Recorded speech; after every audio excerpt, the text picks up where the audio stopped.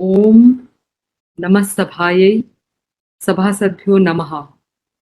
I'd like to start this evening session with an invocation to Lord Ganesha. Om Gananantva Ganapati Gum Havamahe Kavim Kavinamupamashravastamam Jeshtarajam Brahmanam Brahmanaspata Anashrinvannutibhis Siddhasadanam Om Shri Mahaganapataye Namaha Om Shri Gurubhyo Namaha Harihi Om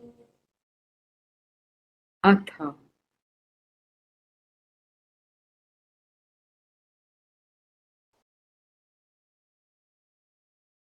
So Hardika Swagatam Sarvebhyah. अद्यतन विषयः अति मुख्यः अस्ति कारणं स्वास्थ्यम् अधिकृत्य आधुनिक जगति बहु चर्चा भवति सर्वत्र चर्चा भवति कारणं विविध कारणेभ्यः अस्माकं स्वास्थ्याय विभिन्न प्रकारक हानयः जायन्ते स्म वर्तमानकाले तु कोरोना रोगात् वयं सर्वे अपि आतङ्किताः स्मः अतः अद्यतन विषयस्य बहु महत्वपूर्णता वर्तते तत्र अपि अस्माकं बहु मुख्याः अतिथयः सन्ति डॉक्टर पी राम मनोहर महोदयः अस्माकं सत्रस्य अध्यक्षः तत्र प्रोफेसर ज्योतिर्मय चैटर्जी महाभागाः अपि सन्ति.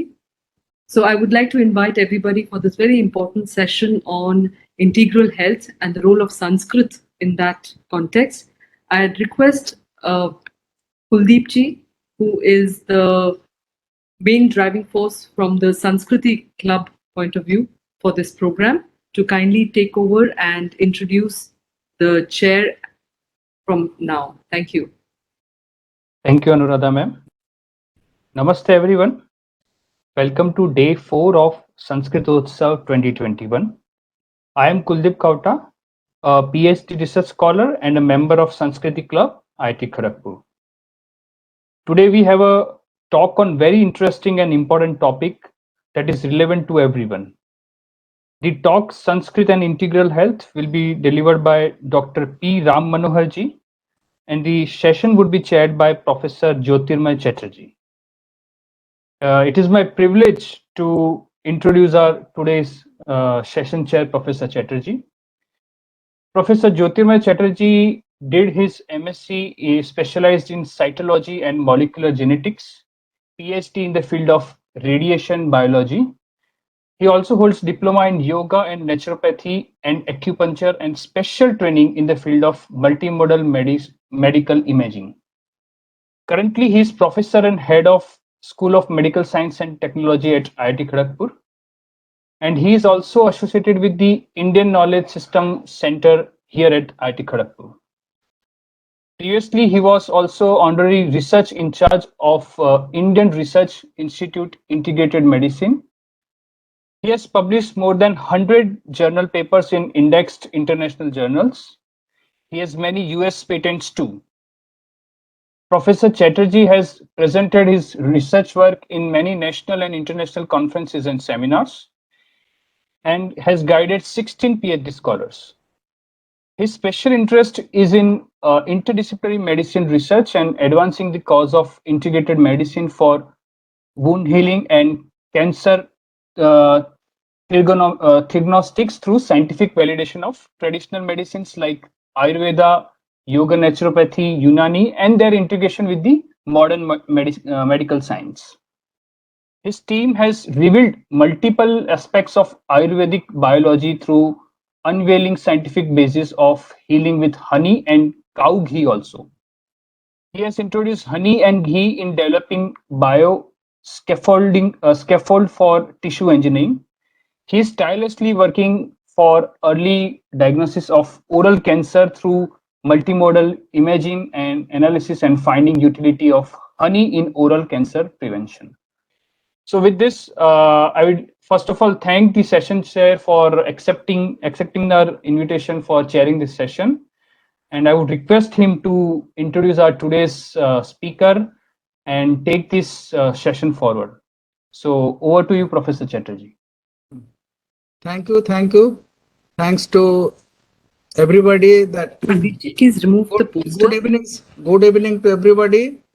It's a very nice program that we are today. We are very happy that we have with us Dr. P. Ram Manohar, Research Director, School of Ayurveda, Amrita Puri, Amrita Vishwa Vidyapeetham. Professor Ram Manohar is the Research Director of the Amrita School of Ayurveda. He received the bachelor's degree in Ayurveda from Bharatiya University, Coimbatore in 1991, and MD in Ayurveda from Rajiv Gandhi University of Health Sciences, Bangalore in 2001. He has been contributing in the field of Ayurvedic research since last 30 years. His publications include the research papers in index journals and chapters in books. He was honored with the Ayurveda Marga Pravartaka Award by the L. Mahadevans Ayurveda Foundation 2014 and Vaidya Sundarlal Joshi Sriti Shraddha Puraskar by the Moha Gujarat Medical Society in 2015. In 2016, he got in 2016 Punthattam Ayurvedashram bestowed the Bharadwaj Puraskaram Award to him for contribution and research in Ayurveda. In 2017, he was honored with Dr. C. Dwarakanath Memorial Award by ISTM for contribution to the contemporary interpretation of the principles of Ayurveda. In 2021, he was awarded with Dr. Kesava Baliram Hedgawar Healing Honor by Rethink India for facilitating the integrative and preventive medicine and positioning Ayurveda as a whole medical system. He was made research visits in United States, United Kingdom, Canada, Argentina, Brazil, Germany, France, Netherlands, Italy, Austria, Latvia, Russia, Denmark, Belgium, Singapore, Switzerland, Thailand, and Sri Lanka for promotion of Ayurveda. So we are very happy, sir. We invite Dr. P. Ram Manohar. Before initiation or his very important speech in the field of Sanskrit and the integral health, we should keep in mind, or we should remember our language, our Indian language, the Sanskrit, which is very much integrated in its origin and its practice. We understand that Sanskrit is a language which is covered by the computer science also, because it is very comfortable for the computer scientist to use the Sanskrit language, the most scientific language. Sanskrit has the dimensions. When we pronounce any word of Sanskrit, we try to convey our message through the Sanskrit word. There we find the very integration of the our pronunciation as well as our emotional aspect of a particular word. So in the very origin of the Sanskrit, it is very integrated, an integrated knowledge system or integrated language. And when we talk about the Sanskrit in the context of integrated medicine, as we know, the WHO now also saying that P4 medicine, the personalized medicine, predictive aspect of the medicine, participation of the patients and the doctors in the medical practice, and also the prevention. So prediction, personalized, participatory, and prevention. If we see all these aspects, if we consider all these aspects of the modern medicine, then you'll find all these are present in our Ayurveda. So Ayurveda basically a kind of integrated holistic medical system, and it has its root in the Sanskrit language.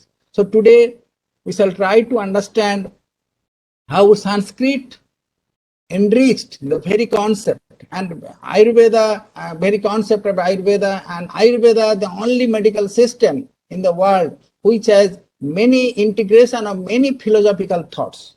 And nowadays, people are trying to advance their genetics, concept of genetics, personalized medicine, basis of genetics of the different diseases using the knowledge of Sanskrit and the Ayurveda. So Sanskrit, Ayurveda and integral health, they are very close to each other, they have many interactive interfaces. So from today's seminar, we shall try to understand how Sanskrit always enriches or enriching our integral health concept, maybe through Ayurveda, maybe through yoga, maybe through natural aspects, as well as it advances the knowledge of integral science or integral health, or advances the cause of that for the world community. So I am inviting Professor P. Ram Manohar for his valuable talk and discussions. Sir. Thank you, sir. Akhandamandalakaram Vyaptam Yena Characharam Tatpadam Darshitam Yena Tasmai Shri Gurave Namaha. अत्र समागतेभ्यो सर्वेभ्यो मम विनीतप्रणामाः।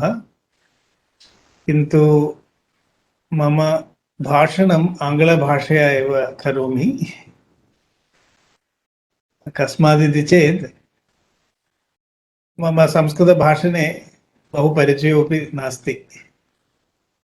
Thank you very much for this warm invitation to this event. I'm very honored to be present here and to be sharing some thoughts on Sanskrit and integral health. So I will make use of a PowerPoint and I'm just sharing it now. I hope it is visible. Is it visible in full screen? Yes, sir. Yes, Ram. Okay, thank you. So our topic today is Sanskrit and integral health, and I would like to open with a few thoughts on the concept of integral health as a state of being in which the individual's body, emotions and life energies, the vital and thoughts, the mental, are in harmony with her innermost self, the soul. And absence of such harmony manifests as disease or illness. Now, this is such a beautiful, definition of how health should be, what health should be ideally in the vision and philosophy of Sri Aurobindo. And I'm struck by the striking similarity of this definition to what we encounter in the Sushruta Samhita, one of the earliest Ayurvedic textbooks, which is especially devoted to surgery. And a surgeon is gives a better definition of health than the medical specialists. Samadosha samagnischa samadhadu balakriya prasanna atmendriya mana swastha ityavidhyate. The very word swastha in Ayurveda means being in harmony with one's own inner self. Swasmin sthiyate iti swastha. So I think this word swastha itself is a big contribution of the Indian thought process to the whole world. In fact, I believe that a lot of Sanskrit terms could get introduced into today. We are all trying to bring in English translations to better understand Ayurveda. But the world will benefit if some key terminologies in Sanskrit are introduced into all languages of the world, because these terms are powerfully capturing realms and experience of health for which we do not have good equivalents or words in other languages. Swasthya is one such word, and which is perfectly matching it. So Sushruta says that health is a state in which one is in harmony with oneself. Swasmin sthiyate iti swastha. If you are not at harmony with your deeper inner being, there is no way you can enjoy health at all levels, for long. The whole system is going to crumble down. And what are the different levels in which we enjoy health from the Ayurvedic perspective? Samadoshaha. That is at the individual body level or the physical level, Samadoshaha. Doshas are nothing but the body's own self-regulatory systems. The body is regulating itself. I will come to that later. One of the biggest tragedies in the modern understanding of Ayurveda has been the translation of the doshas into humors and fluids and bile, phlegm, and wind. The subtlety and the deeper profundity of this whole concept of dosha has been annihilated through these, insensitive translations. Tridoshas represent the body's self-regulating system. So we are physically healthy when our body is able to regulate itself, continuously get back to a state of normalcy. When it is thrown out of balance, the body is able to balance itself again. And the environment is continuously posing challenges. Samadosha, Samagnischa, when the body is able to completely transform the food that we are taking, continuously transform all experiences that come to us in our life, that is Samagnischa, Samadhatu Malakriya, so that the entire metabolic process happens unhampered. And the prasada of this metabolism, that is what keeps us alive. We eat food, but we don't get the prasada. That is the biggest tragedy of our lifestyle and diets today. We are only bothered about what goes inside, but what happens inside, how is it processed? What is the prasada that will come out of it? Because ojas is the prasadam. And the mind sustains through the prasada of the body. The body and mind are intimately interlinked. And that connecting, interlinking, the vital field, of emotions and life energies and the thoughts, prasanna atmendriya manaha. Sushruta says that the prasannatvam is not a state of excitedness or happiness or elatedness. Prasannatva means, being in balance, not affected, even while you're involved with everything in life. You are laughing, you're crying. If you cannot express emotions, it's not healthy according to Ayurveda, but you are not touched by it. Just like the water on a lotus leaf, you are able to be in a state of inner mental prasada. This is how Ayurveda has conceived a healthy person. Samadosha, Samagnischa, Samadhatu Malakriya, covering all these realms of the human personality, the physical, the vital, the mental, and the spiritual, the innermost self. And that very definition. So I think with this one definition, I can say that Ayurveda and Sanskrit literature, for that matter, presents to us a very rich heritage that deals with this topic of integral health. A goal towards which, modern healthcare is also slowly evolving. Our respected chairperson, Jyotirmayji, just mentioned about the 4 Ps. This is the way today, because we have been engaged in a great analysis in the last centuries.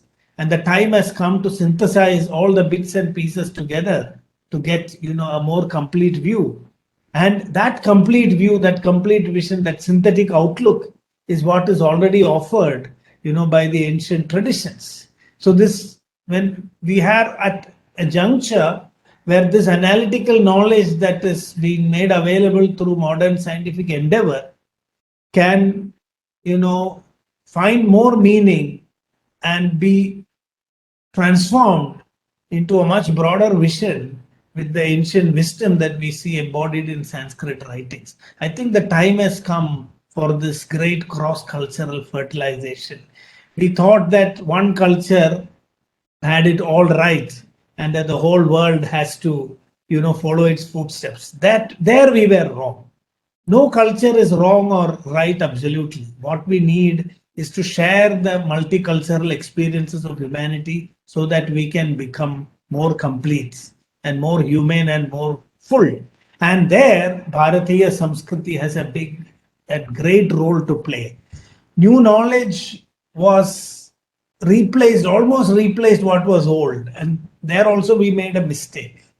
What happened was that we had an alternative view, and in the newness of that alternative view, we thought that everything else was invalid. But now we are becoming wiser. We are realizing that we need multiple frameworks and lenses to understand reality in a more comprehensive manner.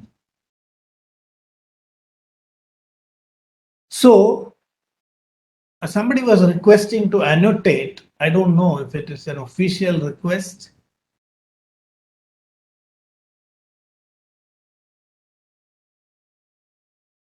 Okay, I will ignore.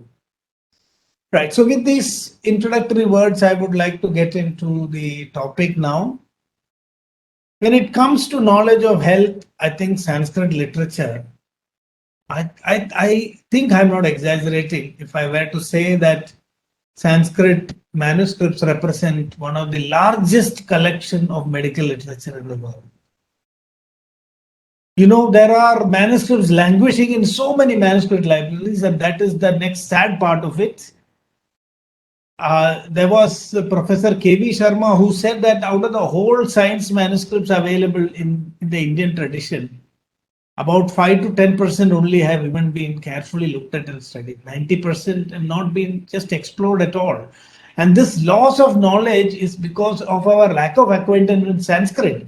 You know, when we were students, we had stalwarts like P.V. Sharma, Bhagwan Das, who were studying old manuscripts, you know, translating them. Bhagwan Das even translated a lot of texts from Tibetan back to, you know, our languages. And that revealed that a lot of knowledge that was lost in Ayurveda was preserved in the translations in other languages. So this kind of a scholarship in Sanskrit is making us, you know, alienated from this vast resource that we have.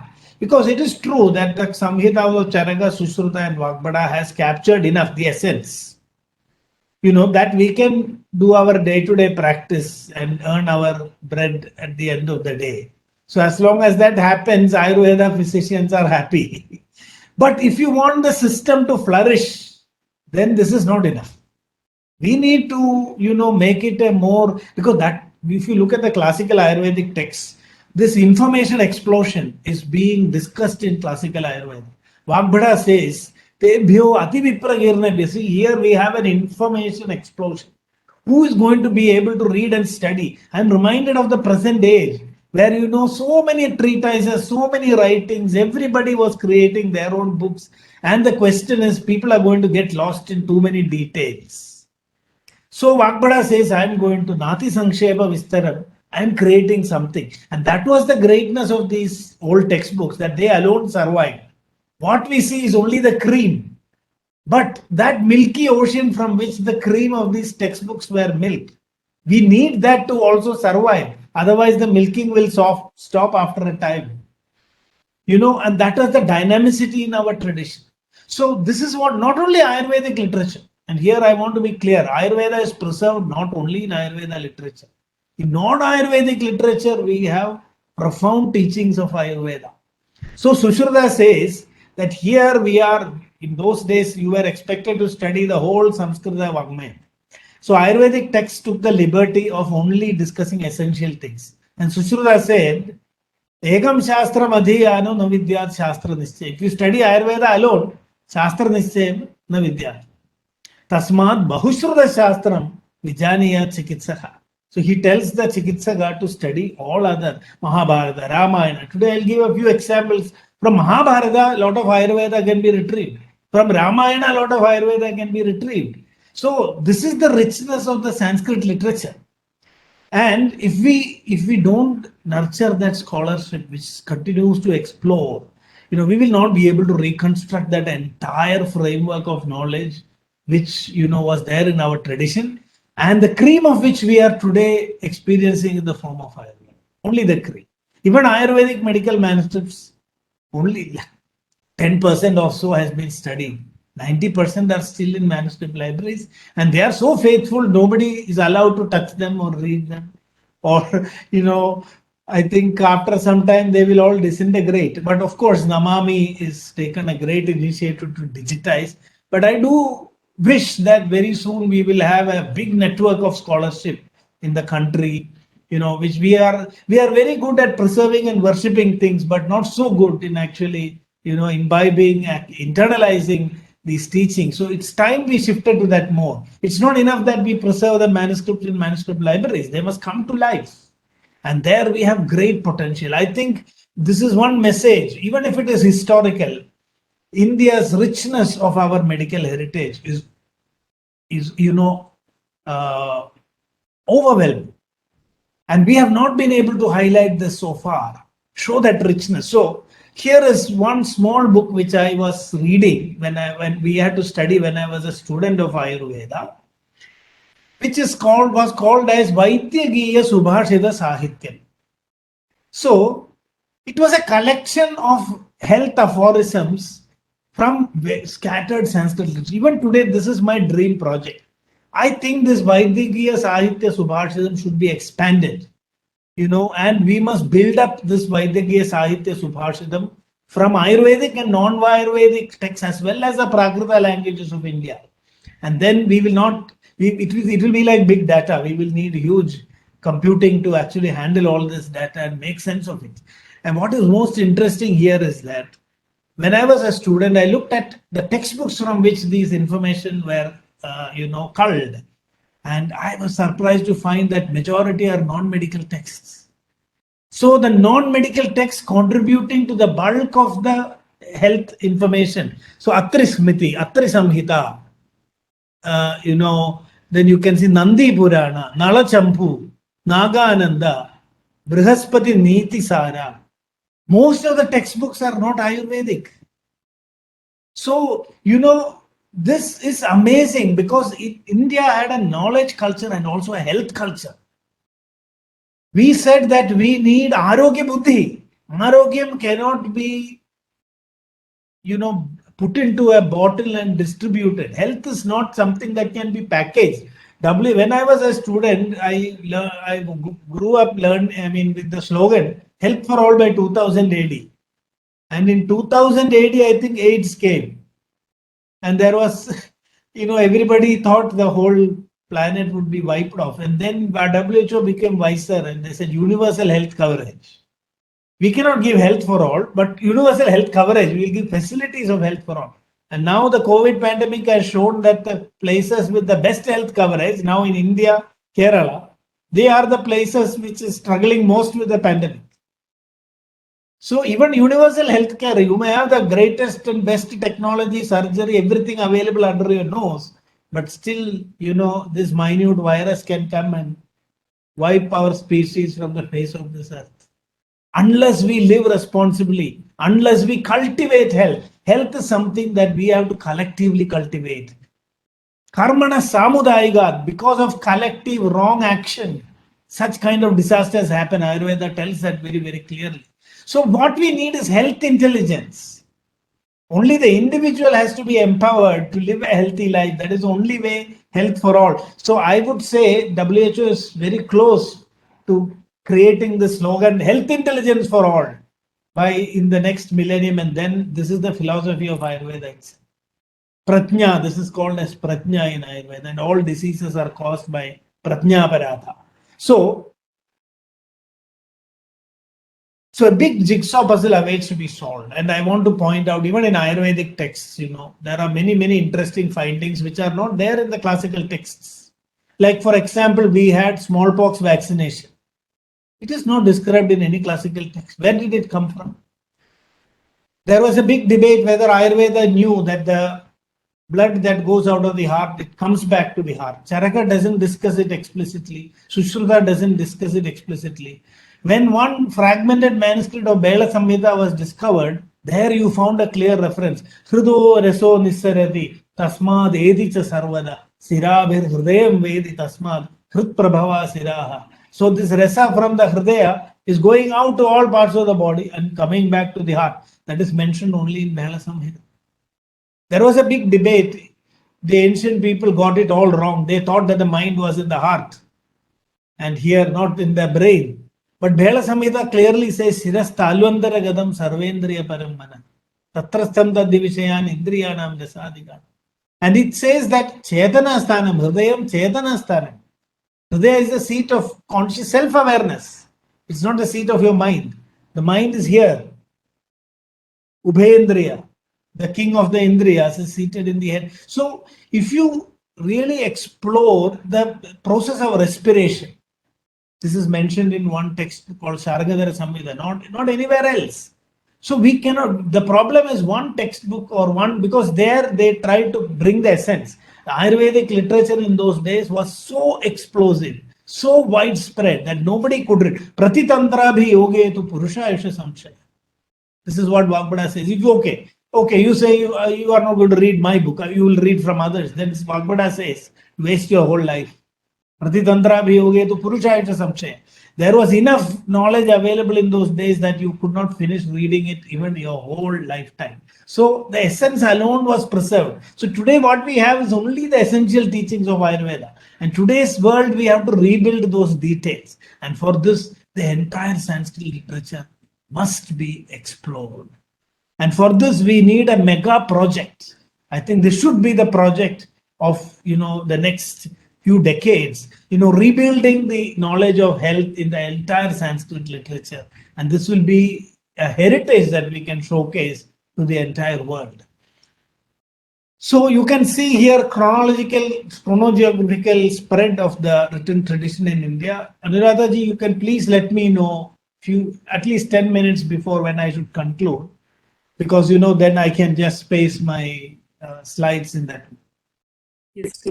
Yes, Ramji, if you'd like to speak for another 15 minutes or so, I mean, up to 7:20, and then we can have question and answers. And that's why I thought we should have some interaction. Spillover, there would sometimes be a spillover, but we'll go with that. Right. So I'll take another 15 minutes. Yes, please. So here you can see this is this chronogeographical, mapping, and I've just put some indicative text here. And this is just to indicate that from every part of our country, at every period of time, some new text was published. This is unbelievable. We could actually map this using modern technologies to show this flow of the literary tradition of Ayurveda and the health sciences from every zero time to the present. Wherever you put that zero, you can see this has been continuous. Every time period, every geographical landmark, some contribution has been made to the development of Ayurveda. And I think we should map this in this way so that the world knows what tremendous work has happened, in creating a health culture in the country.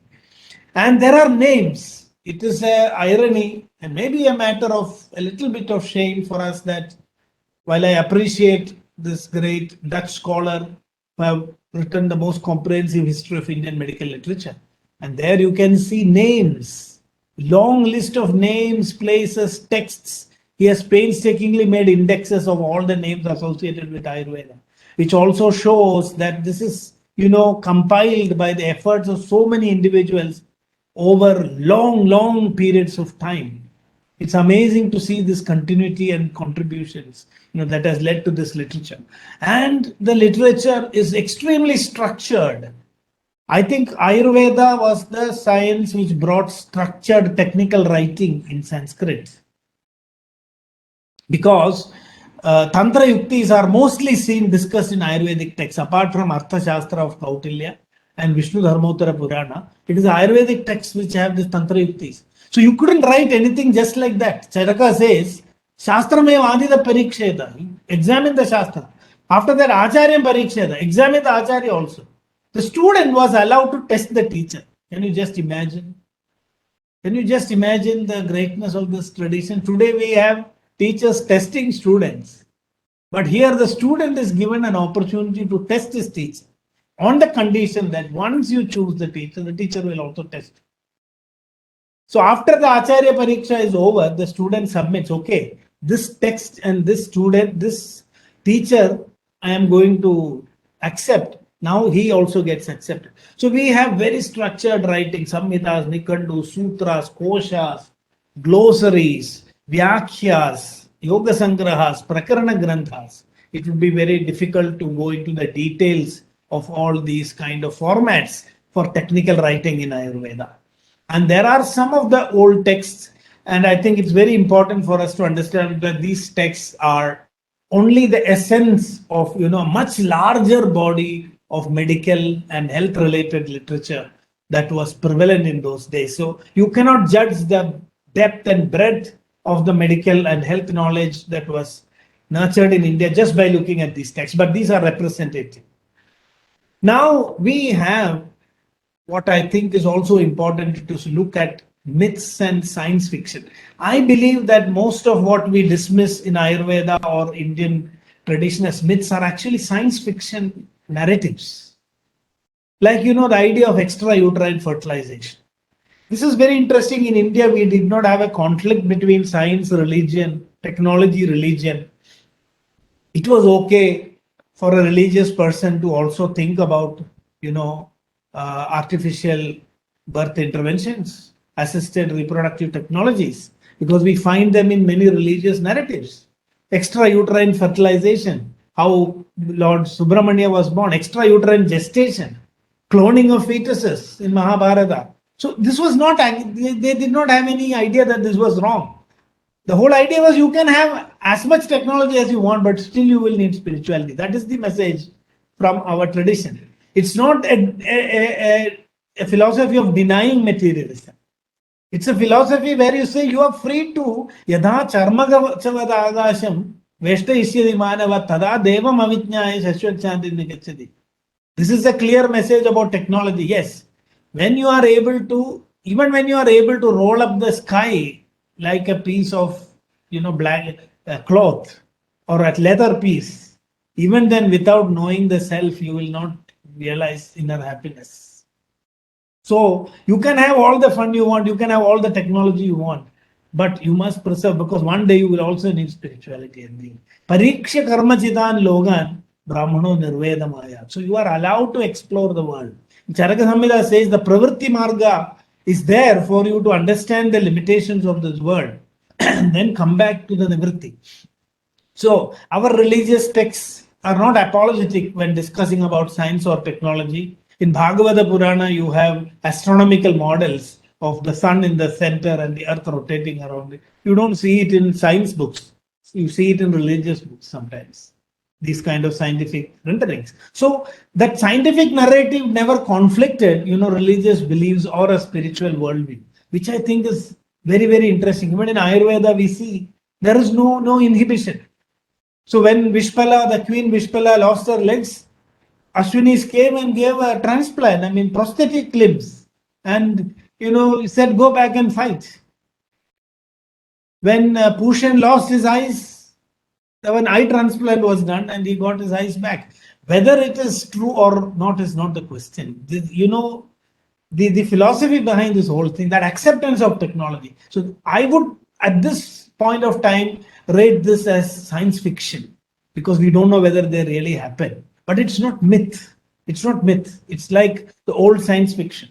External influence during intrauterine life, asexual reproduction, everything was explored. Preserving dead bodies in oils, reviving the dying with special herbs, restoring youthhood, transmigration, all kinds of theories and possibilities explored, discussed, in the framework of science fiction, and perhaps also many of it. So I would like to make a clear distinction. I won't make any claim here. We knew transplantation. No. We knew certain surgeries, wherever the criteria is wherever a procedure, a reproducible procedure is described in the Ayurvedic texts, we can say that this was real science. Like nose reconstruction, the whole procedure is described. So that was real science, that was practiced. But transplantation of an organ, we don't find the procedure.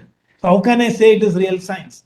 It's at best science fiction until we find a protocol, which if we do it now the same way, we can also repeat it. We cannot accept it as science. That is what Shankaracharya also says. Nischita phalavad vijnana utpadagatvam shastra pramanya lakshana. Tad yatra asti tad pramanam, yatra nasti tad apramanam. So if that shastra bhaga is not enabling you to do that, repeat it, and get the same result, tad apramanam. This is what Shankaracharya says. Nahi shruti shatam api. Sido gnir apragasha idi bruvat pramanyam labhade. Nacha pratyaksha virodhe shrude pramanyam. See the boldness of Adi Shankara. He is denying the Vedas when pratyaksha defies it.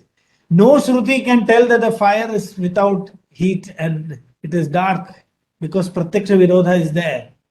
So this space, I think, is extremely important. That is what Ayurveda represents.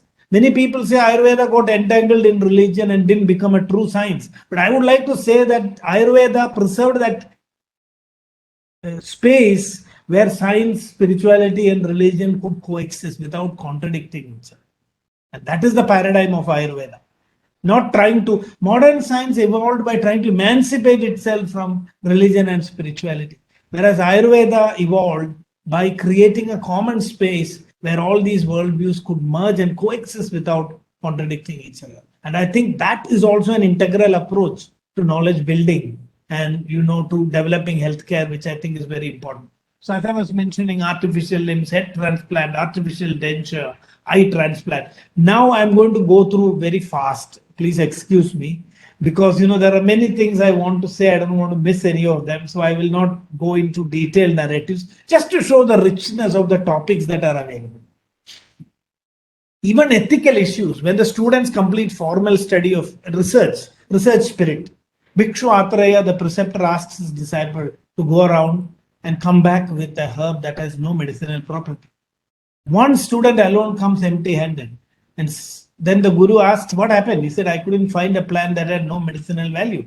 Then said, you are the only one who qualifies. The rest have to stay here longer. So one person qualifies from that school because he found that no medicinal plant, there was no plant which was not medicinal. So the teaching, and there were entrance exams in these Takshashila, Nalanda universities, where students, they had to go through an entrance and exit from the university was extremely stringent. And it is told that only few people could pass. There is another story of a ethical and, the whole thing was balanced. Nagarjuna was a physician who wanted to get two disciples to transmit his knowledge. He made an announcement. I will take one person, please apply. And two youngsters came to him and he said, okay, I'm going to do a test. I'm going to make a medicine, watch it very carefully, go home, do the same thing and come back. Next day only both of them came. One person, came with the medicine, the other came empty-handed. And the guru took the medicine and tasted and said, it's excellent. You have done exactly as I intended. And he asked the other person, what happened? Why did you not make? So he said, just when I walked out of your home, of your hermitage, I saw an old person. He was so sick and, really pleading for help. I couldn't ignore him. So I got busy taking care of him and I didn't have time to make the medicine. So I'm very sorry. I just came to inform you that I couldn't follow your. Then he asked the other person, did you also not see that person? He said, yes, of course I saw the old man, but I have to follow the guru's instructions. So I ignored him. And then Nagarjuna thought for a moment and said to the second person, you did not make the medicine, but I choose you. Because you have compassion. And medicine is all about compassion. I don't know how to teach compassion. I know how to teach how to make a medicine, but I don't know how to teach compassion. So the world will be more benefited if I teach you the tricks of medicine because you already have compassion. So these kind of, stories and narratives, I think this should be brought into our education system. This should be there we don't need to teach Ayurveda and all the technicalities, but, we could bring very interesting narratives to our younger generation and inspire them, to. Now, when you come to the Tridoshas, I was very surprised to see some of the best, definitions and descriptions of doshas in Mahabharata. Doshas are not, physical substances. They are self-regulatory systems. They are gunas, qualities. And it is only in the Mahabharata that this has been described. Shidoshne chaiva vayuscha traya shariraja guna. As if the Mahabharata anticipates that Vata and Pitta may be translated as wind and bile. They use the word, Mahabharata doesn't use Vata Pitta. He says Shitoshne chaiva vayuscha. So it is like the heat and cold. The body is, mutually opposing self-regulatory systems. They are the guna, shariraja gunaha. Tesham gunanam samyam yat tadahu swastya lakshanam. So, if you look at the deeper meaning of the Tridoshas, Va Gati Gandhanayo. Gati Gandhanayo means sensation and conation, sensory and motor functions. That is what Vata represents. Tapasantape, the transformation. And Kena Jalena Bhalati, what Ayurveda is telling, Kapha means that 70-80% of your body is nothing but water. It is in that watery medium that the process of metabolic transformation happens and enables us to, respond to stimuli from outside. So Tridoshas help us very quickly to understand how the body regulates itself.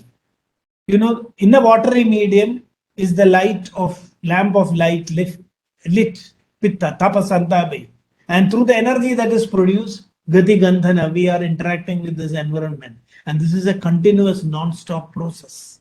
And Tridoshas depict this dynamism very beautifully. I think there is a tremendous scope for creating a systems biology view of the human body. When we really deconstruct the Tridoshas using the original Sanskrit meanings, and this is a great project for the future. Now, I mentioned already the Swasthya. Now we have the mind-body continuum. I'm going to just quickly glimpse through, many important concepts in Ayurveda the next 5 minutes and conclude so that, we can have some discussion. The body and mind is one continuum. Taptajya ghadayoriva.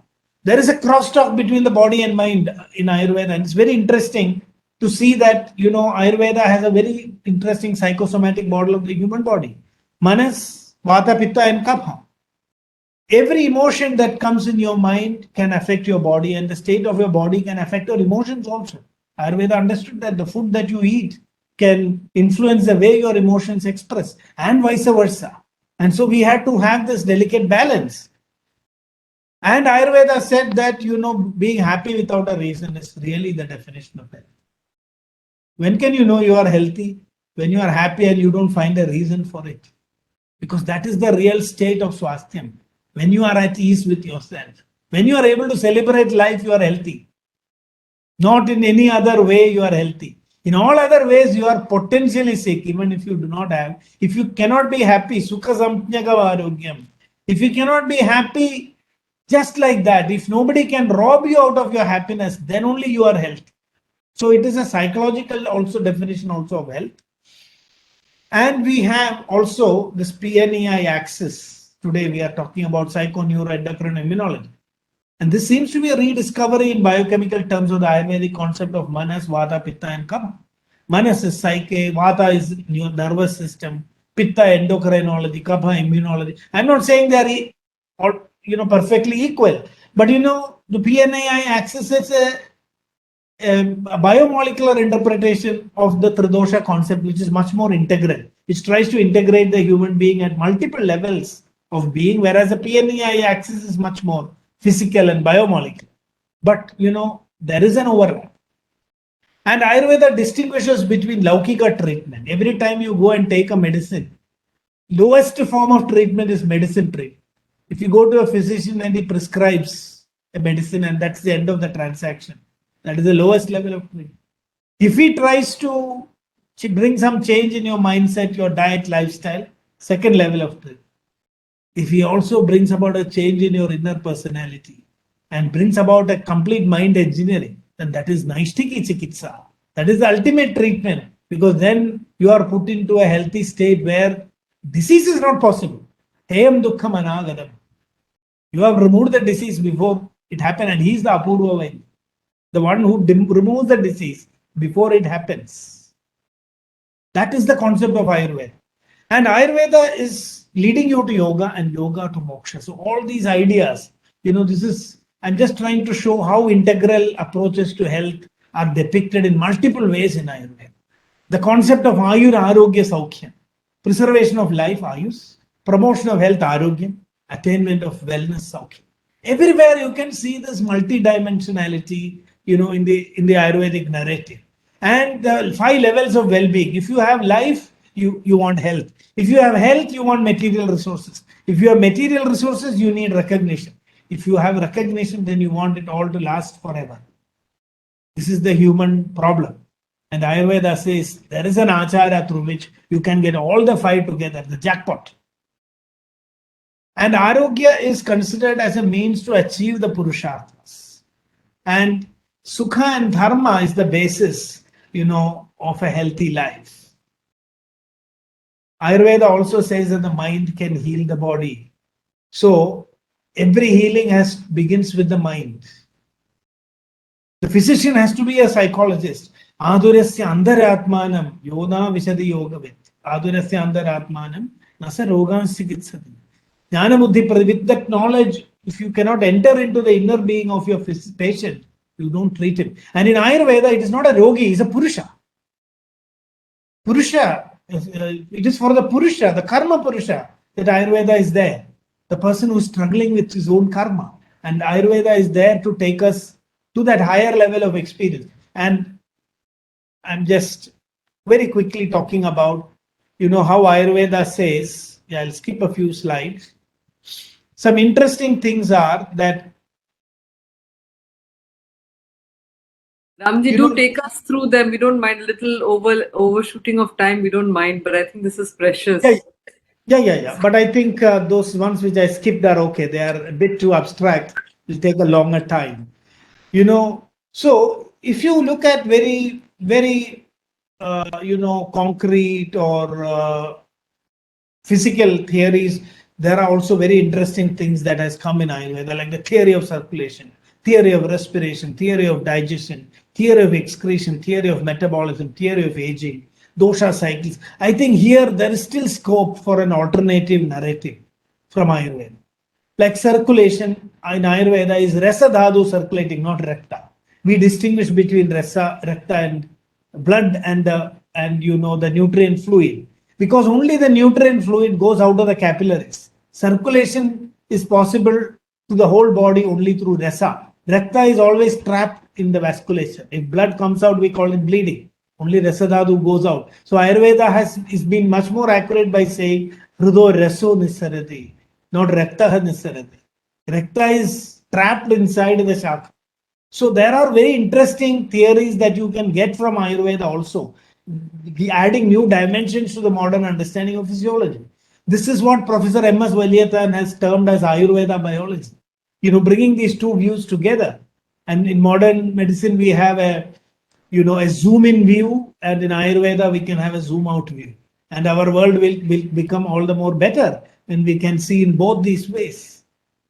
Now, when it comes to coding of genetic information, Charaka Samhita talks about 3 levels of genetic coding: Bija, Bija Bhaga, and Bija Bhaga Avayava. And Charaka Samhita says that when every part of your body is coded in the Bija, through parts of the Bija, parts of the Bija, every fraction. So if you look at uterus, many fractions in the Bija representing different parts of the uterus. And yatra bije, bija bhaga avayavepi dushti, tasya avayavasya dushti. If the bija bhaga or bija bhaga avayava of that part is affected, so the genetic transmission of a disease, genetic anomalies of organs, this is, I think, the very early postulation of medical genetics you can see in Ayurveda. Charaka also talks about innumerable jiva paramanus, or atomic units that divide and propagate themselves with the power of Vayu. So are these cells, are these, the earliest accounts of cells, Jiva Paramanus, which Charaka Samhita talks about. So there are many, many interesting areas where we can bring this. I'm telling this also with the clear clarification that I don't mean to say that Ayurveda knew everything about what modern biology means. Modern biology has given us a different narrative from a more sensory perspective, much more physical perspective.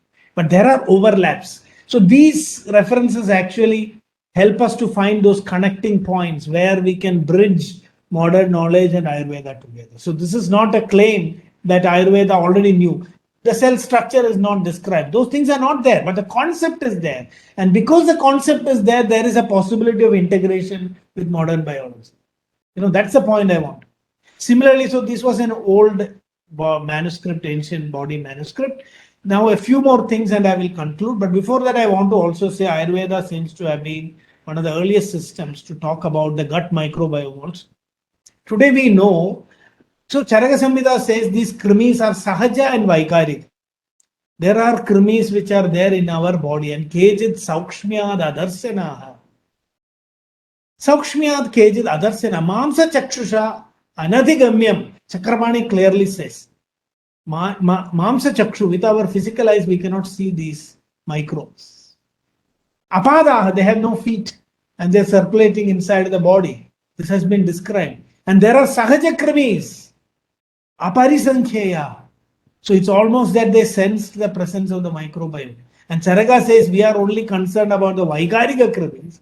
And also, Vaikarika krimis come into our body because we make the feast for them. When our body is full of filth, just like bacteria comes when there is decomposing waste, that is how infection happens. So Ayurveda is a very interesting concept of infection. Avahana, krimi avahanam, means we are inviting krimis by preparing a feast for it, and then we cannot blame them.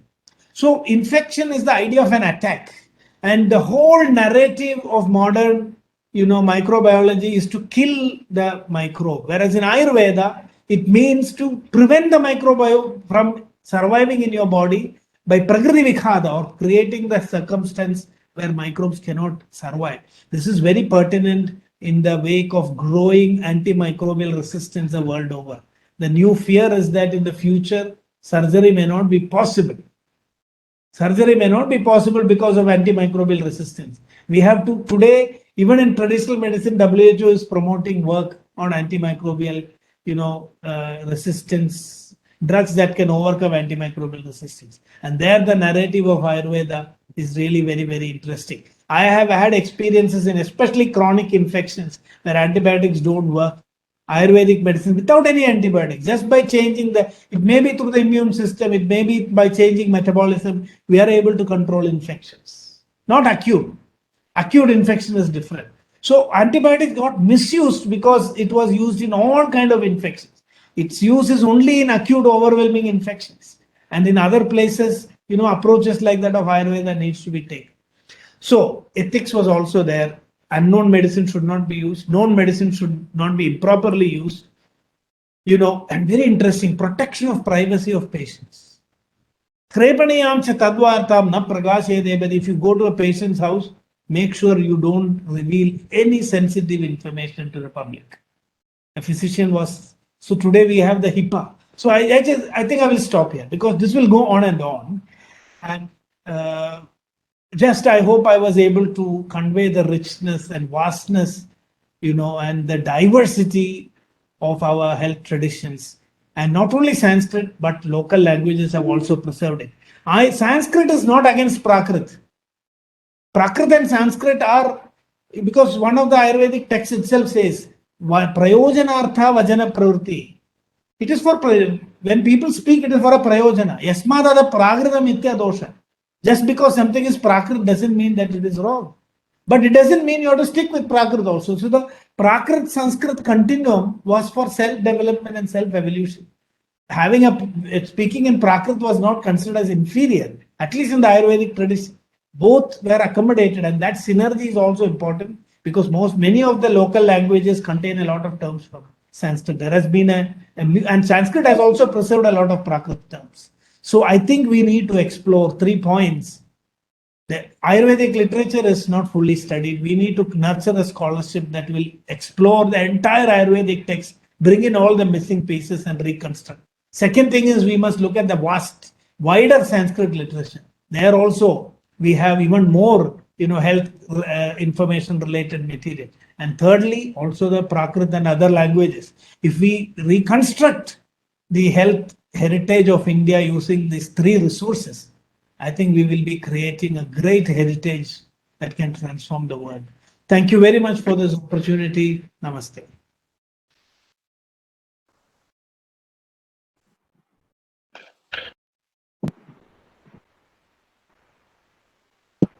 Namaste Ram ji, bahut dhanyawada. I mean, we are all extremely grateful for this very profound array of deep insights that you have shared with us. I request Professor Jyotirmoy to kindly say a few words and then. Sir, it is very interesting. Now, we say in interdisciplinary medical research, the terminology use the knowledge continuum.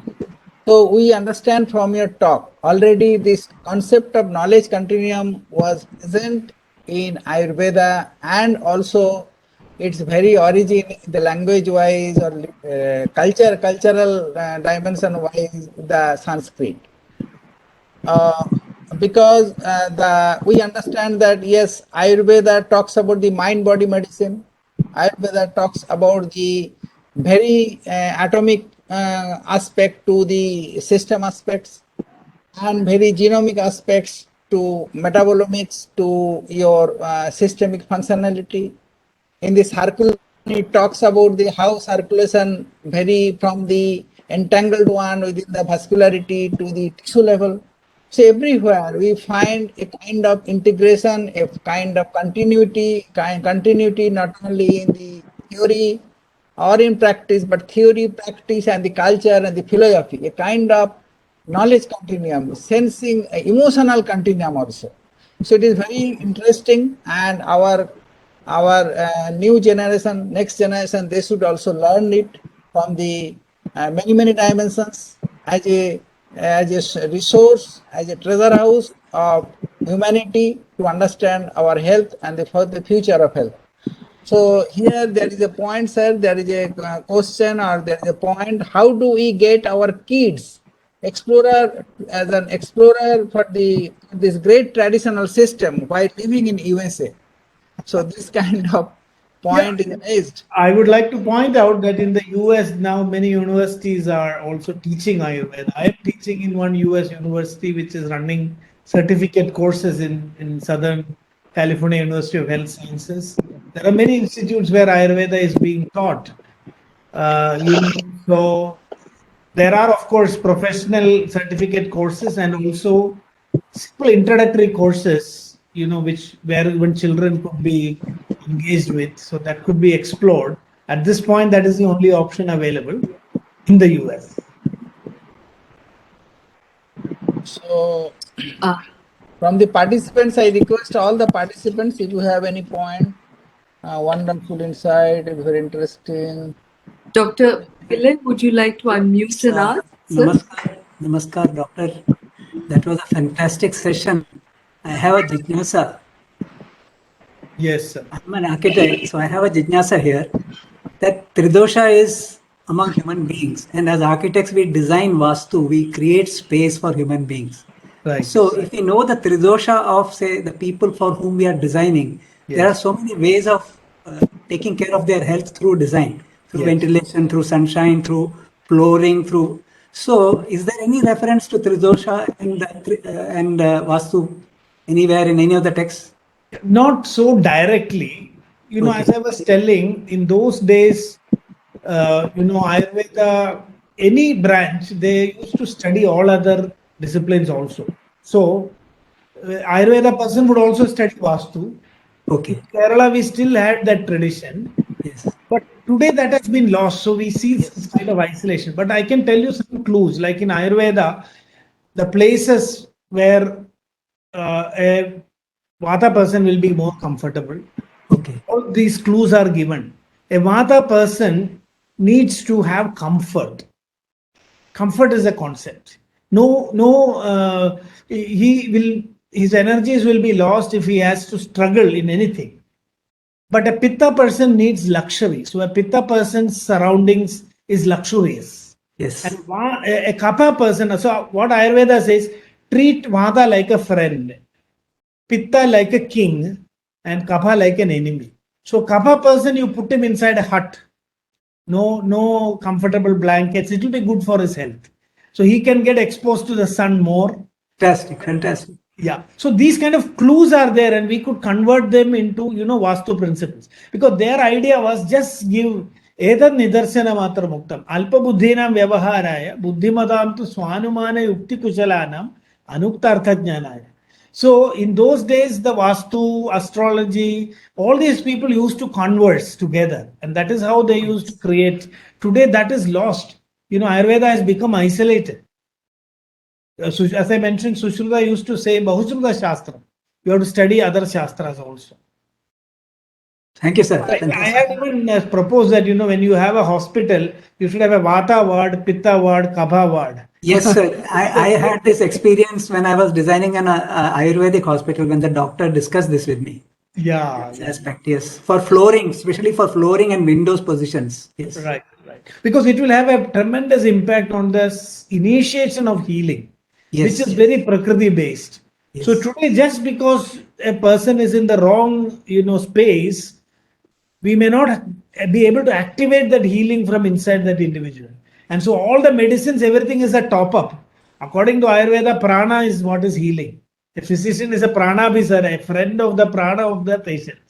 So as Atharva Veda says, Adharvani Angirasi Daivi Manushya Jauta Oshadhaya Prajayende Yada Tvam Prana Jinvasi. Oh Prana, when you are there, I am a doctor. When you are not there, I cannot do anything. So the whole focus is on the prana of that individual. And the pranic energy gets aligned properly when they are in the right space. Yes. So this is really very, very important. Sir, in This this is context, modern medicine. Sorry, sir. Just one more point. This has been a new terminology has been coined called as optimal healing environment. OHE. So now, when we put it like this, people accept it. If you say Vastu, they don't accept it. You are right there. just in this context, sir, I like to give another clue, sir, for all, that recently a paper has been published in the world-based journal, Proceedings of National Academy of Science. Yes. There it is depicted that for higher altitude, the Pitta people can adapt in a better way. Yes. But the Yes. Kapha people, they can't adapt. True. So I think indirectly, it indicates that Pitta people has more adaptive quality in the higher altitude. May not be for the Kapha or the Vata. True. So it is another indication. And I shall, from my aspect, I shall request Professor Manohar. Yes, this in Ayurveda it is mentioned the tongue indicates the health of the abdomen, and it is very old concept of the Ayurveda. And now we are seeing there is a development in the neuroscience that gut has another brain. Yes. Gut has another brain. So Gut. our brain within the skull and also brain within the abdomen. So can you say, yes, Ayurveda already knew this aspect. We have many brains within the body, that within the abdomen, within heart, within lung. Can you say something, sir? Yeah. This is a favorite topic of mine, and actually, we have the heart, because mind according to Ayurveda is present everywhere in the body. The mind has many offices and one home. The home of the mind is the heart, and its main office is in the head. Then, Nabhi is the pranasthana. Prana is the Nabhistha prana pravana, Sprishtva hritkamalandaram, Kandhat bahir viniryadi, Padum Vishnu padamridam. So the manas is moving everywhere. So, Vedananam Athishtanam Mano Dehascha Sendriya. Everywhere the mind can go, there is sensation. And according to Ayurveda, the skin is also a brain. In fact, so what I've always been saying is, people said brain, heart brain, gut brain. One more brain will come soon, that is the skin brain. Because the skin is the most innervated, the entire nerve endings are coming on the skin, the dermatomes. And the Ayurvedic concept of massage is actually to re-engineer the mind by, playing on the skin of the patient's body. And if you are having that kind of a training, you can actually communicate to the patient. Deeper unconscious communication is possible by touching the skin. Sparshane bhyadigam vayu sparshanam tvagashreya. So this is the concept in Ayurveda, that sparshanendriya samsparsham.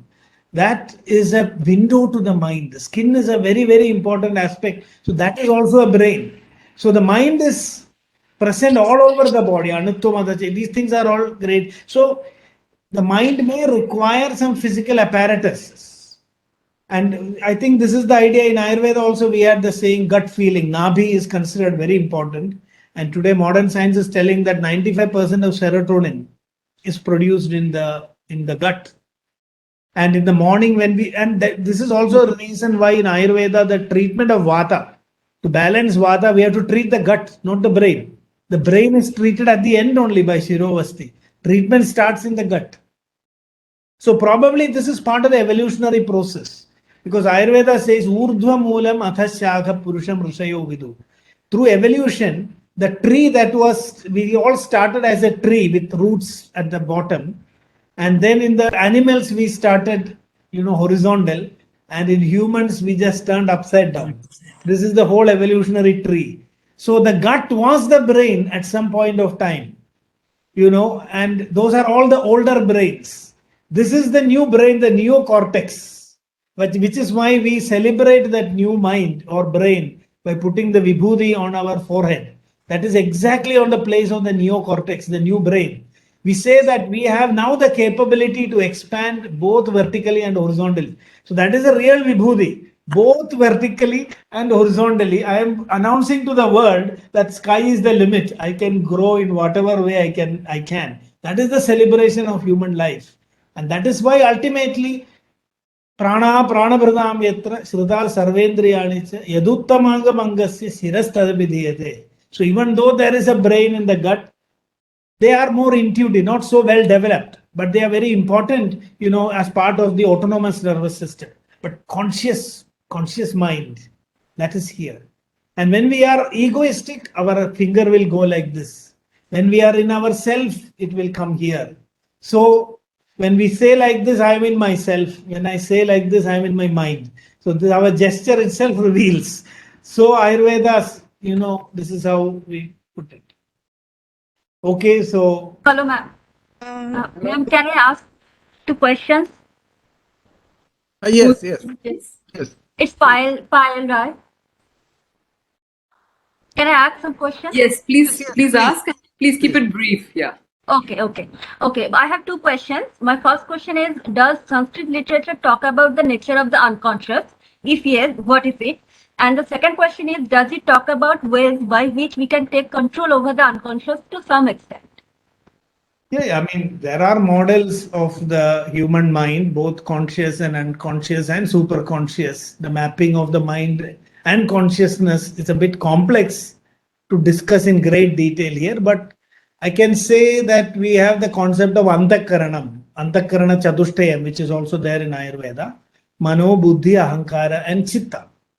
And Chitta is the place where all the past memories are stored, and most from where the vasanas come, which unconsciously influence you. All this is coming from the Chittam.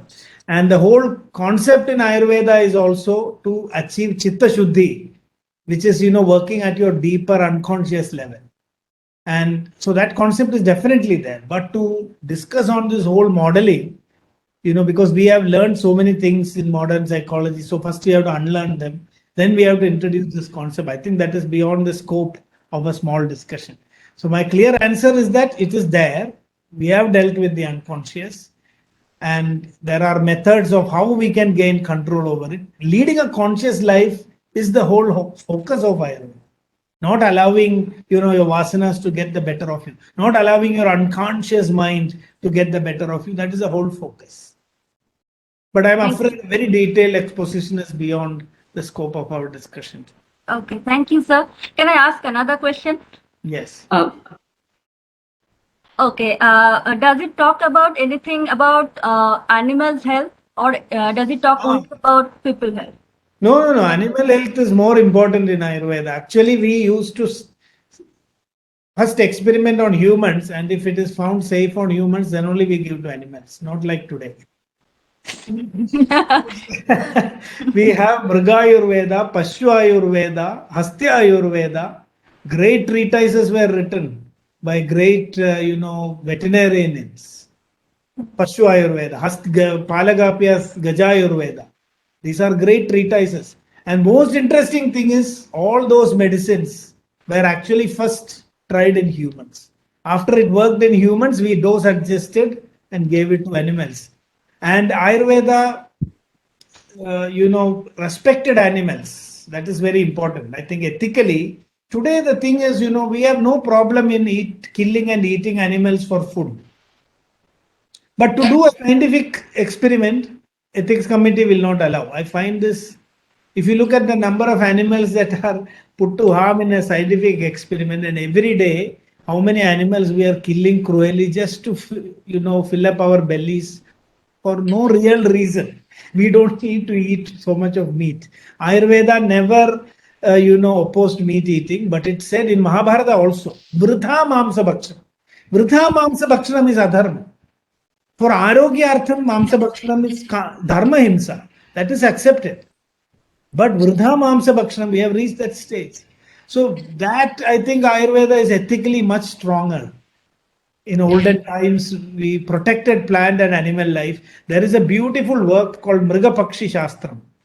Agro-Asian Society in Hyderabad has published this work. I think it's one of the earliest accounts of zoology, where plants, animals, and birds are described just for the celebrating animal life and plant life. One king was, it was proposed by Hamsadeva. I don't remember the name of the king. One day when he went for hunting, he became very dejected. He said, I'm killing so many animals. What a pity.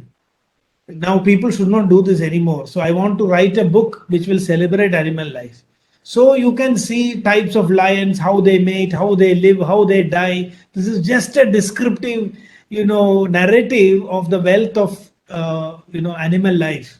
And that is called as Mriga Pakshi Shastra. And in ancient days, you could eat meat only by hunting.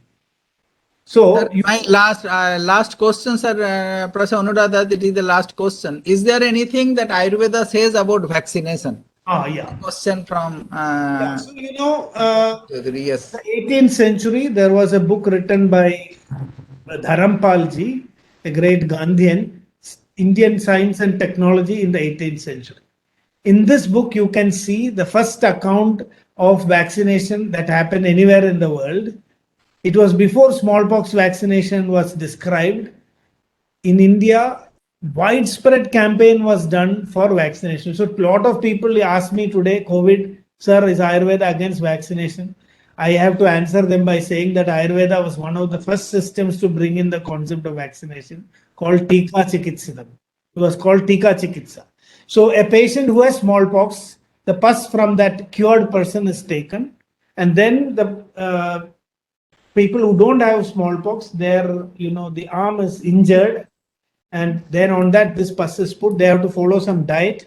They will get a mild fever, just like today's vaccinations. And after that, once they survive that, they will not get the severe form of smallpox. So this was practiced in India, but this does not mean that for every disease vaccination will work, and that all types of vaccination are the same. Today, technology has become too advanced. Just like you're using genetic materials, interfering too much, we don't know what will be the outcomes. But the idea in Ayurveda is that if you expose the body to a smaller version of something which could be harmful to it, the body will learn how to overcome it. This is called becoming Satmya. So even a poison, if you give in very small quantities, like in India, we are more immune to the microbes. When a Westerner comes and they drink water, they go to the toilet immediately, they get diarrhea. But we are drinking all that water because we are exposed over a long period of time. So that is the whole concept. This is in Ayurveda, it is called as Yuktikridam Balam. Yuktikridam means Kritrimam Balam. You are creating it artificially. So there is a scope for vaccination in Ayurveda also. But we have to be careful. Today's technology has become very mischievous. They can do all kinds of manipulations. So we have to cut a fine line between what is safe and what is not safe. But Ayurveda is certainly not against vaccination. I hope that answers. And there is a record that is practiced. I have a question. Yes. Just one second. In one of Ramriti, Shri Vijayaji, just if you don't mind, we've got Professor Kishore who's got his hand up for a long time. So I'd just like to request the two senior professors and all who are there, if you don't mind, we'll just take their questions and then come to you. All right. Okay. So Professor Kishore, I'd like you to please ask your question. Yeah, doctor, I was wondering whether this Vata is same as the Vayu. Yeah, they are considered as synonyms. They are considered, see, in Ayurveda, in olden days, they used these terms as metaphors. One of the reasons is that Ayurveda wanted the language of science to be easily accessible to the common man. So the word Vayu was very easy to be understood by, you know, common person. When you say Vata, Pitta, Kapha, it is very easy. People can understand. But in Ayurveda, it has a more technical meaning. So Vata is also a synonym of Vayu. But when you look at the Vyutpatti, you get Vagadi Gandhana Yoga. And then Ayurveda as a text will tell what actually it means in the biological realm. It's not exactly the physical wind. It's not exactly the physical wind, but you know, you use that as a metaphor. So all these are metaphorical terminologies that were used to create a language that would have a technical implication, but would still be easy to, you know, disseminate amongst the local people. This was yeah. The other perception which people have is if you take a human being, Vata is towards the extreme ends, towards the ground, and Kapha is towards the head, and Pitta is somewhere in the solar plexus region. Yes. Yes, yes. This is because Ayurveda says this is because of capillary action. The body is a srotas. Srotas means my large spaces narrowing down into minute spaces. Srotomayam Sariram. So just like capillary action, the capillary, you know, due to the pressure, the water will go up. That is how in the body, you know, everything is standing like that. And so Ayurveda gives a simple imagery. In a kitchen, when you are cooking, you blow the wind from the bottom. The fire will be in the middle and the water will be on top. This is made so simple that even a common man can understand it. And Ayurveda says that when you walk, actually this is what is happening. As you walk faster, it is like you are blowing the bellows. Your lungs will start, you know, beating fast by blowing just like a bellows. Your metabolism will increase. So it is not also totally wrong. So walking is even today considered as the best exercise to, you know, improve your metabolism. You can walk and cure yourself of diabetes and blood pressure and cholesterol and all that. So it's still valid. So this is the beauty of Ayurveda, that we have very difficult concepts also brought out very simply in a common man's language. That was very, very important in Ayurveda, not to create, you know, prohibitive kind of terminologies and difficult terms that would prevent the knowledge from reaching the common man. So this is also an important thing. India has one of the richest local health traditions in the world. This would not have happened, but not for this continuum between the folk and classical traditions. This movement of knowledge, which was allowed to move very freely. Even a villager, even tribals, they know about Vata Pitta Kapha, because it was made so simple and accessible. So Thank can you. we say, sir, Vata Pitta Kapha, from the viewpoint of Vata means more movement, more mobility, Yes. Kapha more storage Stability. from multidimensional storage, Yes. and Pitta the metabolic dimensions. Yeah. So that if we integrate, so it is, we understand that, yes, from your talk and the literature, that every concept in Ayurveda, it is a plural thing. It is not singular. Plural Yes. and overlapping. Yes, Plural and exactly. overlapping. Yes. Exactly. So we see that whole continuum. It's seeing everything as one continuum, not divided, you know, by very, you know, strict boundaries. Everything is, you know, in a state of flux and continuously organizing and adapting itself. I would So, just probably, Professor Amit, you have, Yes. Amit Tiwari, you have the Sir, question. I would Yes. just, Professor Jyotirmoy, I'd just like to express a small personal note of gratitude to Professor Kishore, who's a very strong supporter, who has been right from the start a very strong supporter of Sanskrit studies, Sanskrit programs on campus. So thank you very much, sir, for being part of, for encouraging us to take up such programs and conduct them. Thank you. Thank you, sir. Thank you. Thank you. I would just, yes, I would just like to mention, Sir Jyotirmoy sir, I would just like to ask here, we are well over time. Ramji, what is your kind of availability? Because we have a lot of hands. The more you speak, the more questions are arising, which is very healthy and very, it just shows that there has been a lot of active participation. What is your time commitment like, and how would you like to? How long can you continue? You're muted, so I couldn't hear you. We can take a few more questions. Maybe another 10-15 minutes would be okay. All Okay. right. All Ma'am, right. may I? Professor, no, there were just an order of the hands that went up. Professor Jyotirmoy, Amit ji, okay, I request Amit ji and then B.V. Shankar ji to please speak because that was the order. So, yes. Am I? Thank Yes, you, please. Anuradha madam. Through you मैं sir से जानना चाह रहा था, क्योंकि आप लोग और हम सब लोग संस्कृत के सप्ताह के बारे में बात कर रहे हैं. बहुत अच्छा होगा हम लोग अपनी राष्ट्रभाषा में भी बात करें, मातृभाषा तो कह ही सकते हैं. तो मैं जानना चाह रहा था कि आयुर्वेद में क्या कोई रिकॉर्ड है इस तरह का कि संस्कृत जब हम उच्चारण करते हैं तो बॉडी माइंड पर कोई जो अफेक्ट होता है उस तरह का कोई रिकॉर्डेड कोई जर्नल में रिसेंट कोई इस तरह की रिसर्च है जो इस बात को रिकॉर्ड करती है या एक्नॉलेज करती है statistically? Can you repeat this question in English also? Okay. I understood your question, but maybe for others it should be translated. Okay. My question to you is, as we are understanding that the effect of Sanskrit on our body and brain is always there, which is quite positive. So is there any research recently or through the Ayurvedic statistics which proves that there are certain positive impacts while pronouncing or speaking Sanskrit in a conversation manner in a daily routine? Right. So I will just like to share a slide here to show that. In fact, there have been few studies which will be easier if I show that the actual proof. So yeah, just a second.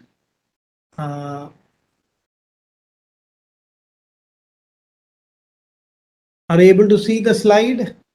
Yes. Yes. So this is a study which was done recently at the National Brain Research Center, neural representation of an alpha syllabary, the story of Devanagari. So this study is showing when you read Devanagari script, what happens? What is the advantage of reading Devanagari script every day? So if we were to change all our shop boards, road signs, train, everything into Devanagari, it has some effect. But of course, if the engagement is more deeper, as in deeper learning in Sanskrit, the effect can be even more profound. So functional brain imaging was done to compare the same content when you write it in English and when you write it in Devanagari script, transliteration and the original Devanagari script. And when they compared the brain, you can see that more centers are activated when you are reading Devanagari script, which means that reading Sanskrit, Devanagari script is like massaging the brain. You get a good massage in the morning when you read, your mind becomes more active and alert. That was the whole purpose of this language. Similarly, there was a study done by Hartzell, brains of verbal memory specialists. So anatomical differences in language, memory and visual systems. So he did a study on a group of Sanskrit Pandits chanting the Yajurveda, and he measured the brain growth over time. And he found that, many centers of the brain, like, I'll tell you, 10% more gray matter across both cerebral hemispheres and substantial increases in cortical thickness. So enhanced cognitive function happens when you keep repeatedly chant, for example, the Veda mantras and memorize them. This is recorded. This was characterized by him as a Sanskrit effect. You can read this publication. Similarly, there was another, expansion of brain with Sanskrit. And then there is another study that when this is very specific to the question that you asked, they found there was a person who did this study, Dr. Travis. He asked his test subjects to read passages from Bhagavad Gita in Sanskrit and in modern foreign languages. In each case, they could pronounce the sounds but did not know the meaning. He measured brainwave patterns, heart and breath rate, and galvanic skin resistance during 2 reading sessions of the transcendental meditation technique. And he found that when they read Sanskrit, their physiology was similar to those measured during transcendental meditation technique, but significantly different from reading a modern language. So their skin resistance steadily increased during reading Sanskrit and during practice of transcendental meditation technique. Sanskrit is a specific language. People are finding that even for speech therapy, it may be helpful because the way it makes use of all our muscles, facial muscles. Similarly, if you make people write Sanskrit, it could be hand physiotherapy also, physiotherapy for the hand muscles. So these are areas where I think more studies should be done. Some of the studies which I came across, I just shared now, and I hope that helps. Thank you so much, sir. Very, very profound work that you have done. Thank you for your session. Namaskar. Next, BV Sivasankar. Yes. Yes, please.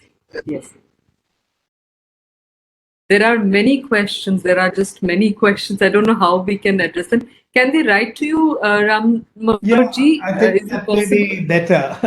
We may not be able Yes. to answer everything. Maybe a few more, Yes. and then we may have to. Yes. So we request Shri B.V. Shivshankarji to please ask your question.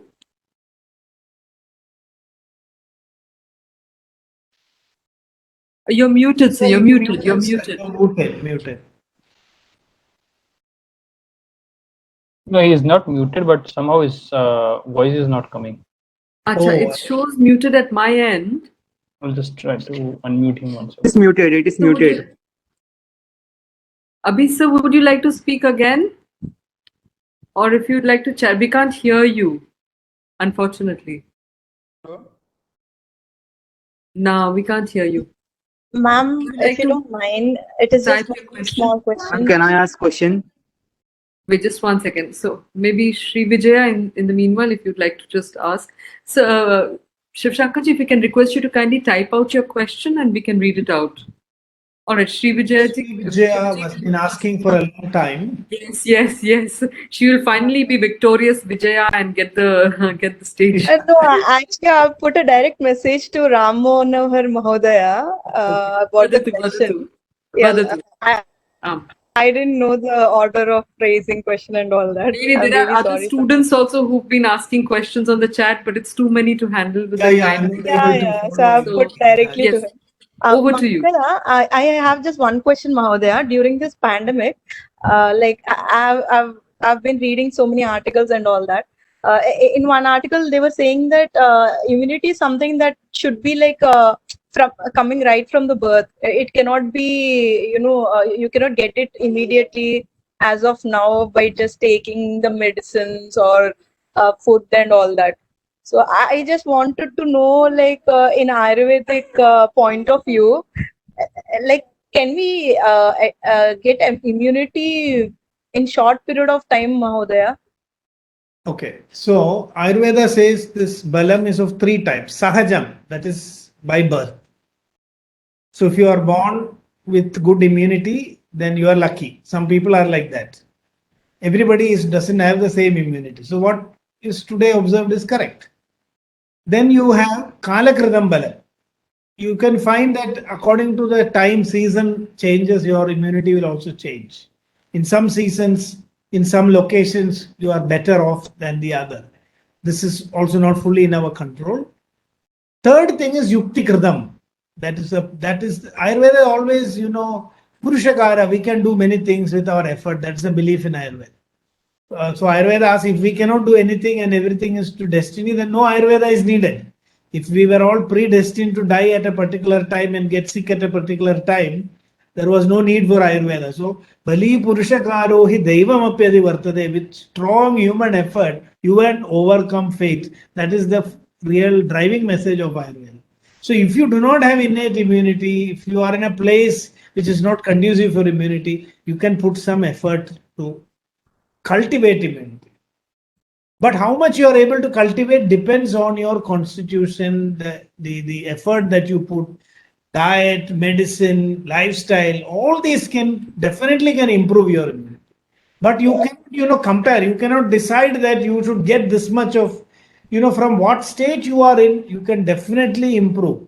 And the more intense, there are treatments like body cleansing procedures and Rasayana, which is especially important in Ayurveda for increasing immunity and slowing down aging. If you are willing to engage yourself in all those measures, then you will get more outcomes from that. So the idea that if you are not born with immunity at all, then that you are doomed is not acceptable to Ayurveda. While we don't say that we can get everything, there is a lot of scope for improving your general functioning and immunity. Does that answer your question? Thank you so much, Mahodaya. Thank you.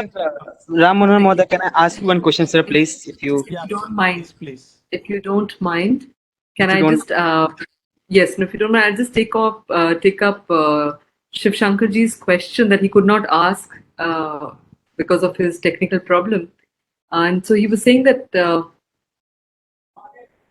Yes, yes, yes. he said that, oh, wait, just 1 second, I've lost the question.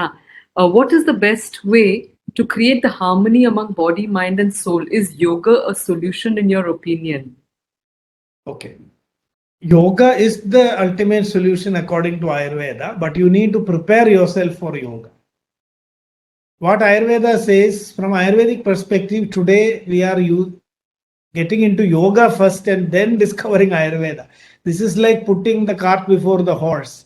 Ayurveda says that if your body is not prepared for yoga, yoga will harm you more than it can help. You need to build up your body, make it a strong foundation for the practice of yoga. The panchakarma, the cleansing, the metabolism, when all that is done correctly, then yoga will be successful. If you do pranayama without having sthula, the macro channels are not clean, and you attempt pranayama, your body will get heated and you will even get mentally sick. That is what Ayurvedic texts say. So if you take the whole journey is when you are not leading a good lifestyle, that is why in yoga also Ashtanga Yoga, Yama Niyama is the first 2 steps. That preparation where you bring your some discipline. Ayurveda brings you that. It tells you how to take care of your body according to your constitution. Bring that discipline in your life. Get control of yourself, at the first level. Then, because yoga means you are going to control complete mastery of oneself. That is that actual purpose of yoga. So Ayurveda leads you into yoga. And this is the tragedy today. We are all embracing yoga, but not realizing that Ayurveda is the way to get into yoga. I don't know if I answered your question. Hello. I think it was very illuminating. Not- So we've got Ram Ritikji who wants to ask a last question, but I'll really request everyone to please reach out to Ram Manoharji. Ramji, can I share your email address with your permission? Sure. Please do. There are many people asking you for your contact for your PPT as well. So as convenient, whatever you think is shareable, please do share them with us, and we'll let our audience know how and when we can pass it on to them. Right. That is one, yes. And so Ram Ritikji. Hello, Ram Manohar ji. By profession, I am a journalist, sir. So in that context, I want to ask one question, sir. Yes. Recently, we just saw in pandemic that many news channels had done village story. It was shown that people are not taking proper treatment and are getting killed by taking Ayurvedic medicine. So it is true, sir, or it is just a propaganda? I don't know. When I got COVID, my whole family, we took only Ayurvedic medicine. And we survived. My 83-year-old mother also survived. So I don't know what they mean by, actually not taking treatment is the best in the mild COVID. And when you really, only in a small number of people, it actually becomes severe. So unless we really examine the data, even in Ayurveda, we say that in mild cases of COVID, only simple support is needed. Just good hydration, eating nutritious food and keeping watch over yourself. Resting is enough to recover. There is no need of any medicine. So I don't understand how mild COVID people can die by taking Ayurvedic medicines, unless they are, taking some poisons or something. We don't usually recommend that kind of medicines, or maybe there are. So unless we really examine the data, I won't be able to make any comments on this. During the pandemic, there was a real confrontation between the modern medical community and Ayurveda, and that has sparked off a lot of narratives. And we must take all this with a pinch of salt. I would be open to any discussion as long as there are clear facts and data available. if there are mistakes, because for that matter, a lot of people died due to modern medicine also during the pandemic. ICMR revealed it. You know, people have got avascular necrosis, mucormycosis, so many problems because of unwise use of, you know, steroids, you know, remdesivir and all these strong antivirals when it was not necessary. There are reports, ICMR confessed that this had happened. So it is a very complex situation, and I think we need to be very careful before we draw or jump to conclusions. But if there is real data, then we should examine it. I wouldn't support any system blindly. The practitioners may also make mistakes, which is the case with modern medicine also. Even though there is a clear instruction that steroids should not be used, I've seen many allopathic practitioners prescribing steroids and antibiotics, which is not actually valid. I hope that answers your question, Ram Ritik. Yes, sir. Very, very thank you for that answer, sir. Yes, I think we've really been very demanding on your time and your enthusiasm to share about Ayurveda, because I think our audience can keep you the whole night and you would still have a few and new people joining, because the word of mouth would have spread so far, and we can keep you engaged aratram, you know, for this aratri. So bahu dhanyavadaha, extremely grateful. I request Professor Jyotirmoy Chatterjee to kindly say a few words, his closing remarks, and then I'd like to invite Ramji to again share your closing remarks for this session. Like I said, we've had wonderful audience. We've had students, Nilanjana Ghosh, and then also Prasoon, who's been there, and many. We've had a wonderful audience basically. So thank you all for continued participation in these sessions. Professor Jyotirmoy, over to you, sir. Yes. Sir, many thanks to Professor Ram Manohar for your very informative as well as a kind of eye-opening, it is a kind of eye-opener. How we should look into the medicine, and particularly you mentioned very nice aspect or very important aspect, and nicely you have elaborated, not the patient, but the Purusha, or we should consider that a system is struggling to survive, how prana is struggling to survive.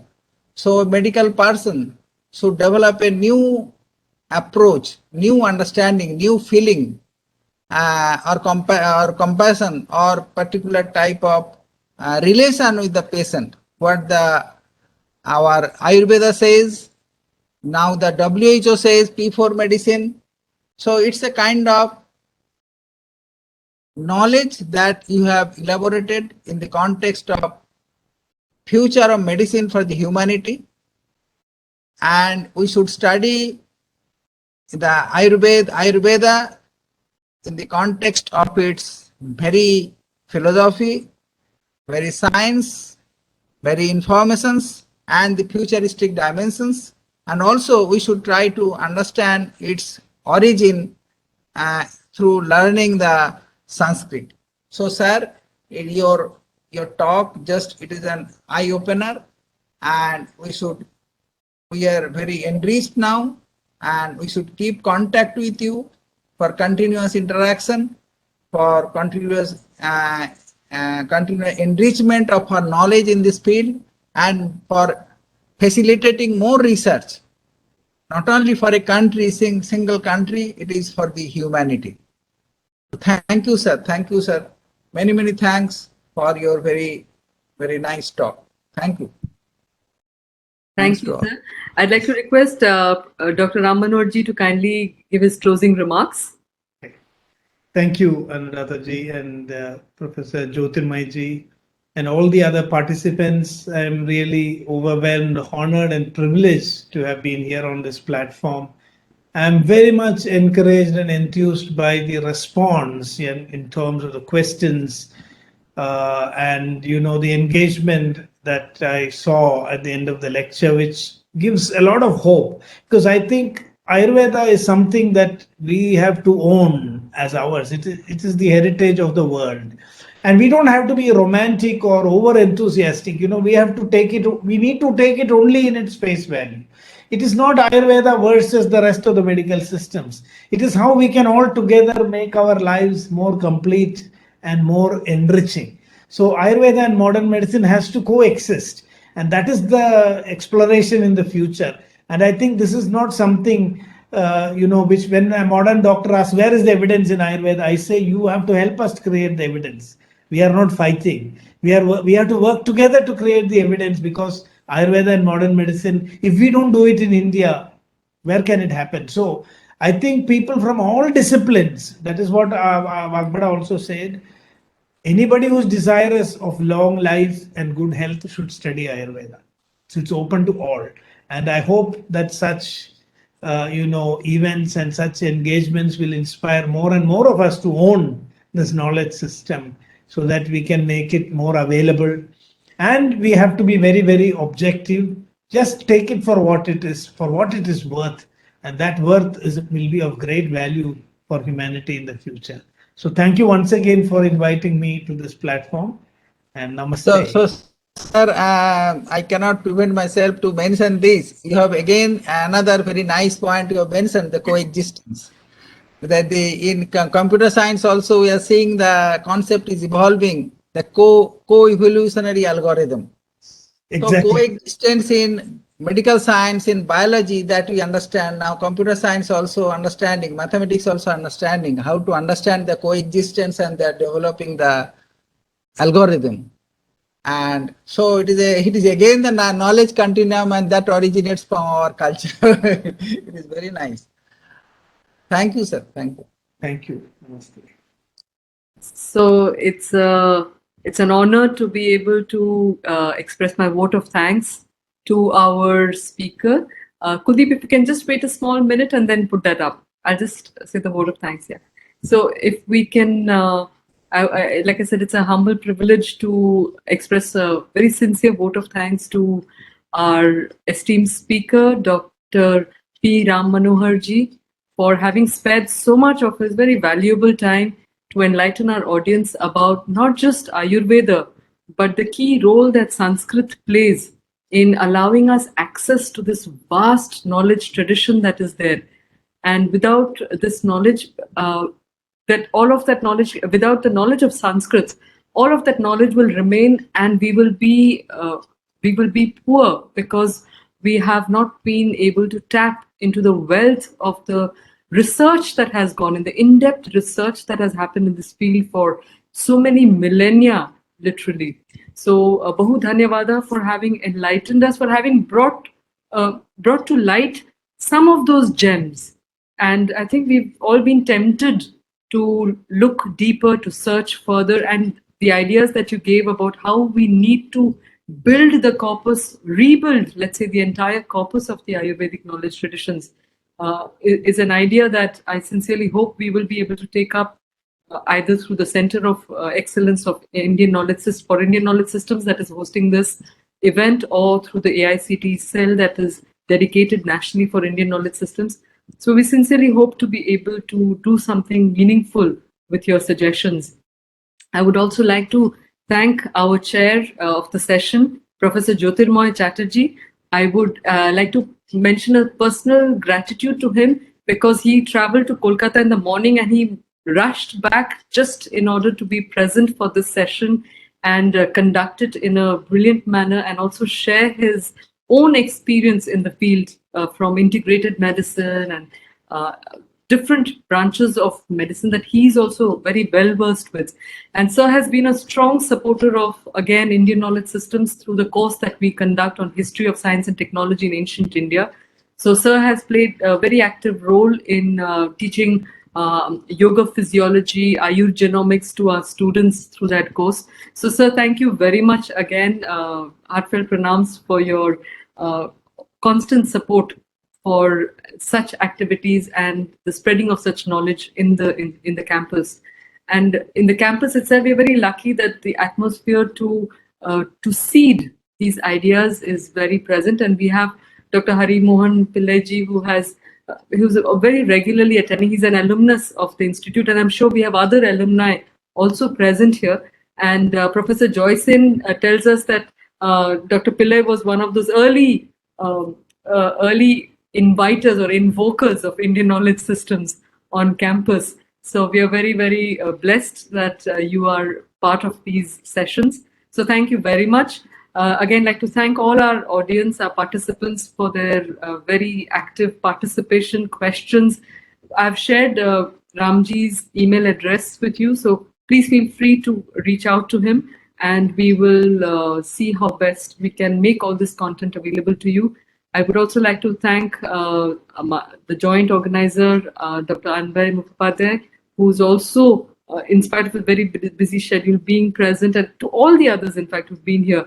And with these words, I'd like to hand over the session to Kuldeep ji, who is the representative from the Sanskriti Club, to kindly close the session and also to inform our audience about tomorrow's lectures. Thank you, Anuradha ma'am. And I'd like to express my sincere thanks to today's speaker. It was really wonderful talk, very eye-opening. And I'd just like to say a few words that I've experienced that whenever we listen to good music or we do pranayama, our mind becomes very calm. But today it was like a third experience that whenever we listen to some good speaker telling about some good things, it has the same impact on the mind. So again, maybe a matter of research, but it was really great experience for me personally. And with this, I'll just like to mention that like today's talk, we have a few more talks left for this Sanskritotsav. So tomorrow we have a talk, Sanskrit Linguistic and Literature by Dr. Vladimir Yatsenko, who is from Sri Aurobindo Integral Life Center, USA. So I request everyone to please join tomorrow at the same time, 6:30 p.m. and also spread this message to others who are missing out.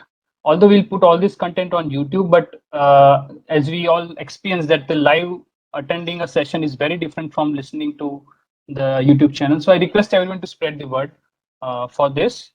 And with this, I also thank the session chair for spending the time for today's session. And finally, I request Anuradha ma'am to end the session with an invocation, with a sloka. I was wondering if Ramji, thank you very much, Kuldeep ji, for that, for those words. I would like to request Ramji, if you're still present, to do the Shanti Mantra for us. Okay. Okay. Thank you. Okay.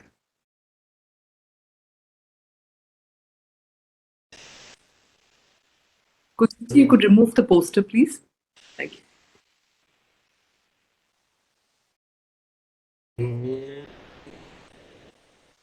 Ramji, you're muted. We can't hear you. Sorry. I have unmuted actually. Yes, it's fine now. We can hear you now. Thank you. Am I audible? Yes, thank you.